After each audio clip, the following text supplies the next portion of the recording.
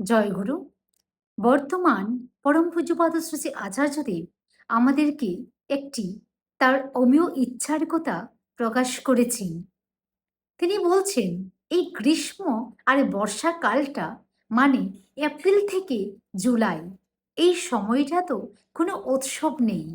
এই সময় আবহাওয়া অস্বস্তিকর, চাষবাস নাই, কোনো মেলা পার্বণও নাই। তাহলে সময়টা আমরা কাটাবো কি নিয়ে? আমি বলি, সর্বত্র যত কেন্দ্র মন্দির আছে এবং সেখানে যতগুলি উপযোজনা কেন্দ্র আছে, স্থানীয় দাদারা ও মায়েরা ওই উপযোজনাগুলিতে গিয়ে বসেন এবং বিগত 1 বছরের নথি মিলিয়ে দেখেন যে এই গোটা বছরে কোন কোন ইষ্টভৃতি পরায়ণ মানুষ ইষ্টভৃতি করতে করতে মাঝ পথে ছেড়ে দিয়েছেন।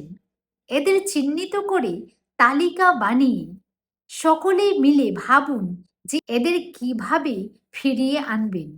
এদের কোন কোন জায়গায় গিয়ে মানসিক অসুবিধা তৈরি হচ্ছে ইষ্টভৃতি নিয়ে, সেইগুলি খুঁজে বার করে সেগুলিকে নিরোধ করার কাজে লেগে যান।